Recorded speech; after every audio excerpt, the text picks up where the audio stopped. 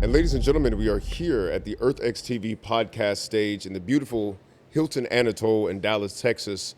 And what we have are heroes, people who are actually making strides to make this world a better place in all areas and all facets of endeavor. And right now we have a conservationist, somebody from, I believe, South Africa. Let me Correct. see if I got this right. This is Zoe Nhleko. Perfect. Okay, listen. Perfect. And I want to say that the work that you've been doing is incredible. I'm thinking probably is connected to your direct heritage. Tell us about the people you come from. Y'all might have heard of these folks.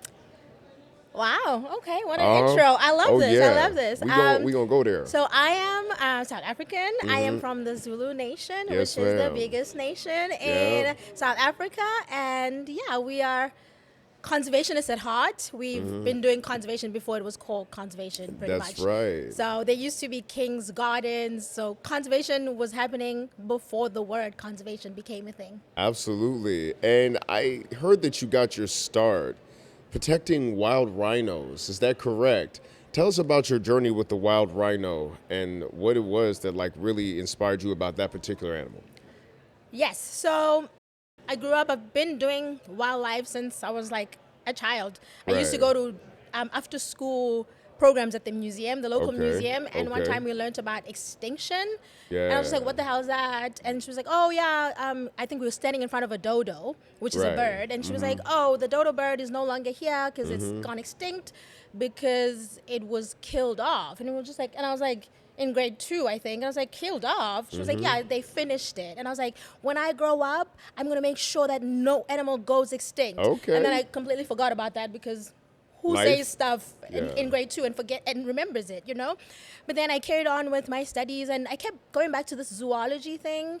And then when I was looking for a master's thesis topic, I was like, I actually want to do something that is of value. So I reached out to a local nature reserve and I was like, what are you wanting answers to? They gave me a long list of topics, lots of things. And I was like, ooh, black rhinos. Those are on the brink of extinction. Here we are, that extinction thing again. Yeah. And then I started that program and I was like, okay, the question they wanted answered was not something I wanted to do because it had to do with hyena poop. And I was just like, I don't need Nobody to do wants that. to study hyena I was like, I poop. don't need to do that. But like, let's get to the black rhino though. And that's how I started working on rhinos. And then for my PhD, I ended up doing white rhinos because black rhinos will chase you. And I got Yeah. tired of being chased. So I was Oh, just God. like, let's find the Hold on, answers. stop. You're not just gonna roll past that part. You've been chased by a black rhino? Multiple times. But I hope my mom is not going to watch this because I told her that doesn't happen. First of all, you're in the wrong field. You should be doing track because you got to be fast to Facts, get away. facts, Right. facts. And the second thing, like, tell me about the first time this happened because this is insane. You're the first person that I know that's been chased by a rhinoceros. Tell me about what was going on. It was maybe a week into my field work. Yeah. I was walking with a guard who has a gun because it's Yeah. Big Five animal area. Big Five. So we see the rhino. I need to take photos because they have ear notches. I need Yeah. to take a photo of it so I can identify which one we saw. Like a fingerprint. Exactly, Right. sir. Okay. Oh, I've been reading. Okay. Just a little bit. I love that for you. And then we see the rhino, but I was on the ground because there was no tree. Usually you climb on a tree so that if anything happens, you like, you know. Right. But there was no tree. See the rhino, take photos, and then I look. So I need to keep looking at the photos to make sure that I've gotten the notches. I look down and I hear do do do. I'm like, I look up, the rhino is coming. Dude. The guard says run. One of the first things they tell you when you get there, they're like, you never run. But he literally just says run. Just so I run. look at him and he's like, no, Zoe, run. Oh, no. I'm like, oh, he's serious. I start running. The rhino is chasing me. Oh, no. And then he says stop. I look, the rhino's still chasing. I'm like, he's trying to get me killed. Oh, no. I keep running. He's like, no, stop. Next thing I hear shots. I'm like, he's killing a black rhino, endangered black rhino? Oh, no. What are we doing? Whoa. Another shot. Oh. And then the rhino stops, looks at wow. me, turns, runs back. Wow.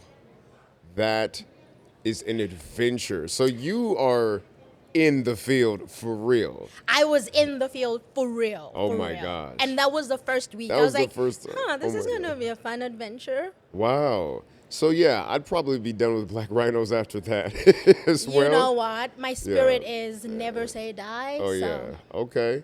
And so when you started studying the white rhinos, tell me exactly what your main focus was with that particular species. with the white rhinos, it's similar to the black rhinos, but I just figured we could get it with the white rhinos. We're a little bit more timid and won't be chasing me as much. We still get to the answer.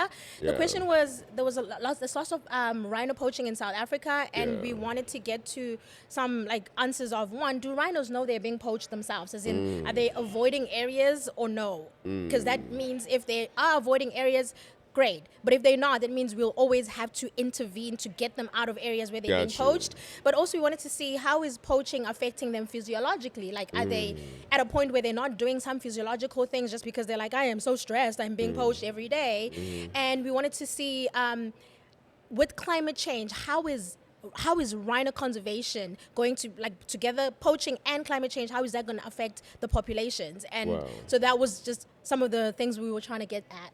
Oh wow. And so you got your PhD in that. That was the focus of your PhD. Yes, sir. When did you achieve that, ma'am? PhD from the University of Florida, 2020. Okay. COVID year. Oh, Fun COVID year. times. Graduating with a brand spanking new degree during COVID. Oh my gosh. So you didn't get a chance to do the walking ceremony, did you? No. Oh man. It was on Zoom. What a heck of a time to be a doctor. But let me tell you something. The reason why I know a little something about it is because I went to South Africa in 2014 for the Johannesburg Jazz Festival. Oh. And we went on out there, and I remember my caravan for the safari stopped, and I couldn't figure out, I'm like the fifth car. Why aren't they going? And this white rhino and her calf crossed the road, and it was like seeing a unicorn. And that's the only time I've ever seen one in the wild. They're much bigger than you think they are. And the fact that you get to study them all the time is just an amazing thing. So that's They so are great. pretty amazing. They are absolutely amazing. And so tell me, what do the conservation efforts look like when it comes to this species? Like, are we being successful? Are we making any headway, or is it just kind of feeling like an uphill battle? Conservation is long. It's a long game. Yeah. So there's wins and then there's losses, but then Yeah.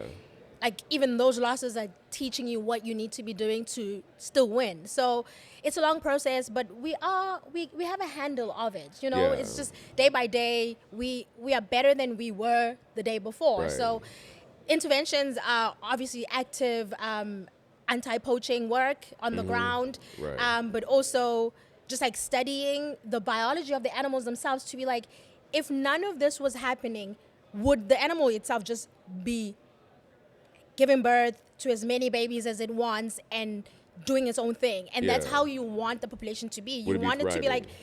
just without all these things, we'll fight the things for you, but like, are you in a place to Mm-hmm. reproduce and be happy? And is the habitat what you want? Are you in a body condition to do what you need to do?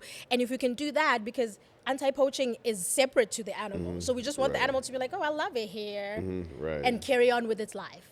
Right. So let me ask you, what is the work that you're currently doing now, and where are you focusing that work? Right now, I work for the Wildlife Conservation Network, which is based in San Francisco. What we do is we find community-based conservation organizations all over the world. We partner with them and we bring them to this partner network, which we run at WCN. And what that entails is, one, we want to know that these organizations are in the communities where the work is happening, because so long conservation has been where someone flies in and comes and Yeah. discovers a species, or comes and does work as if people in the area are not doing the work. Right. So when we decide we want to start maybe working in the Amazon, we will actually go and find people who is already on the ground in the Amazon doing the work, Okay. and we will vet them, which includes making sure that they have financial integrity, the conservation work has impact, but also the communities love them and they are Right. involved, because we found that conservation work has more impact if the community from whom everything is happening is actually involved in the work and they're not like being left out. So at WCN, we find these people, we bring them to the fold. We also have wildlife funds, which is looking at landscape protection of Wow. like bigger like keystone species like elephants, lions, rhinos, but also making sure that the landscape that they're in are protected. But we don't just do species, because Dr. Zoe over here And is Dr. getting Zoe old. over here, come on. It's getting old, so we Uh-oh. need to make sure that conservation carries on even when I retire, whenever that will be, if I will. I know, right. This is life work. And you don't look that old, sweetie. So, So, thank yes, you. ma'am. So, what we do is we also have a Rising Wildlife Leaders program, which All right. is to make sure that we are supporting the next generations of Dr. Zoe's and the like. So, we Nice. support them either with scholarships, or we have a career program where we take them. So, these are like maybe new in the game and they're like unsure, because also with conservation the path is not clear. You don't just Right. you study this and then you become a conservation. You study this and then and you're like, huh, and then you go backwards and then you go forwards, and then your mom asks you, do you have a plan, Zoe? No, this is not about me. Sorry. And you also like, I did have a plan, but also where are these jobs? Right. And now you're on the verge of being like, I might need to go look at a job at Walmart. So Right. this career program is to make sure that as you're about to say that, we're like, no. There's money here. There's a plan. This is no real job, Mom. We need Yeah, you. We right. need you. And then we foster them. They go through professional development. We support them with funding, which is very hard, and sometimes they're underpaid. So it's like Yeah. for 3 years we are fostering them, and they're being mentored in this program. I really didn't understand like how fast this organization is expanding, but can you tell us why? What is the WCN model?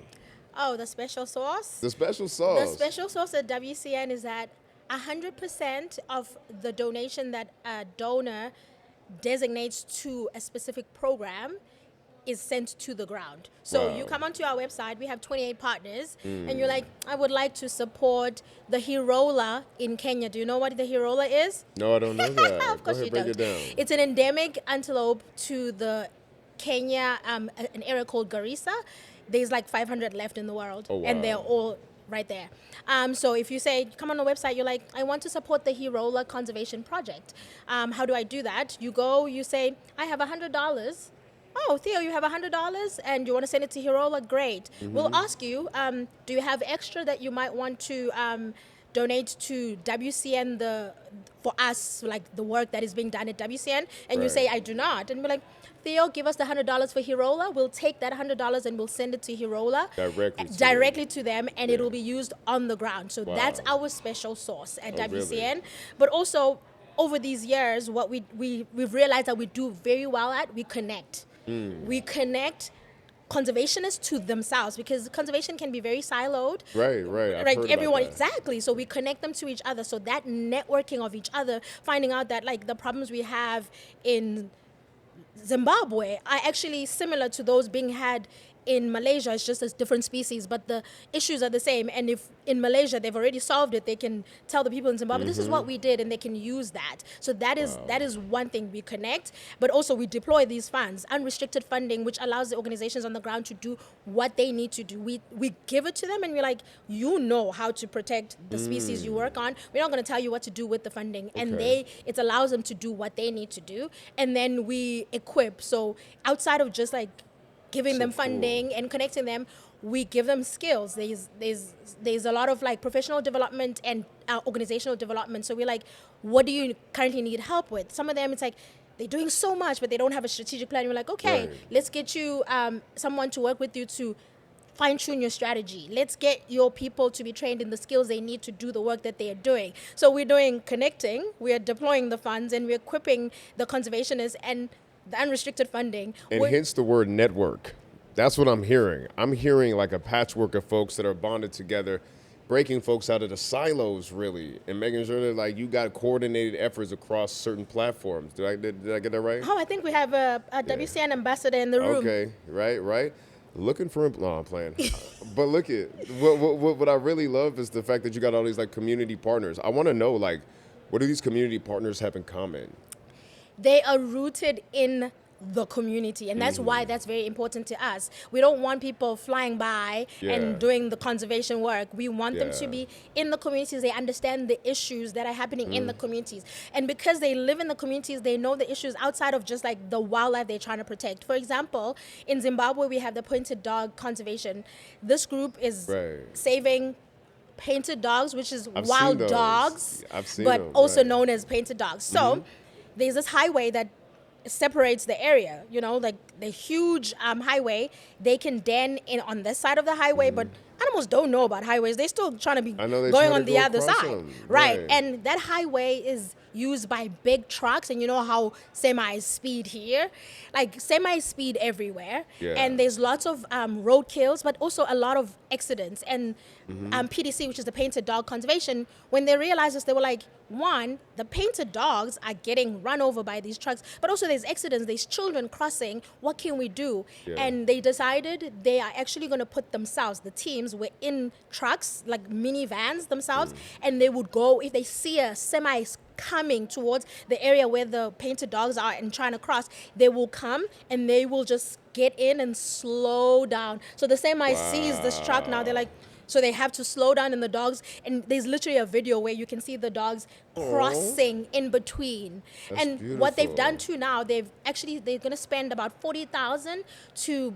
buy street signs and humps, and they want to do humps on the street because they're like, this is not just about the wildlife, it's about the community and the children and everyone Right. who's getting, like, they can't cross because of all these speeding traffic. So Right. what we're finding is that our partners, because they're in the community, they're understanding the issues just outside of just even the Like species they nobody care about. else would know because they're actually living their day-to-day there. So why not Exactly. equip them to deal with the problem? Exactly. And this is happening in Zimbabwe, it's happening in Right. Malaysia, it's happening everywhere where our partners are. They're in the communities, and they're not just doing the conservation work. They're doing work that even sometimes the government should be doing that, because street Right. signs, that should be the government, but they're realizing it's not going to happen. There's no funding. We are going to do it because we care. So I feel like this is driven a lot by donations.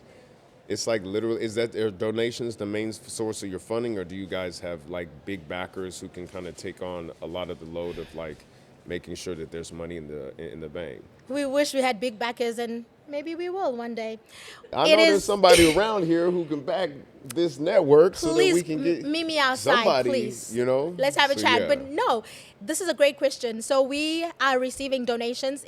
Our organization is very philanthropy driven. Right. So the philanthropists, our supporters, they trust WCN because we've done the vetting of all these organizations. And then because of that, they trust the people in the room. So they trust Right. our partners, they trust the grantees, they trust the rising wildlife leaders that we have identified because they trust us. So the funding that we get, the donations that we get, allow us, even at WCN, to be able to pivot real quick, because we Right. have unrestricted funding that we receive from our supporters to be like, there's an emergency, let's, outside of just you saying, I want to send money to this organization, if you send it also to WCN, it allows us to pivot. Like earlier this year, and early last year actually, when the US funding freezes happened, a lot Right. of our partners and grantees were affected. I But bet. because we had the support that we have, we use some of that unrestricted funding that comes to WCN to be like, where do we need to plug the holes? And that has made a hell of a difference.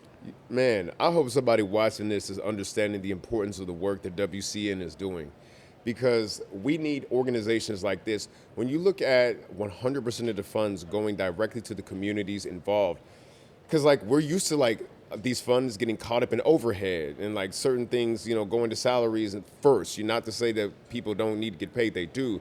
But the fact that it goes there first, and then like the generation of the work is the primary focus of the funding, is just really a unique thing. And I think that that's really beautiful. And I think that if you really want to figure out who is doing effective work, you got it right there. I mean, Zoe, this organization is fascinating. I really love the fact that you guys are doing what needs to be done. So, yeah, man, once again, can you please plug y'all's website before we get out of here? It is wildnet.org, everywhere on the internet. Wildnet.org, everywhere on the internet. Zoe, you've been incredible. Thank you so much for elucidating the great work that you all are doing. Thank you so much, Theo. This was amazing. Absolutely. Appreciate you. We'll be back at EarthX 2026. Thank you.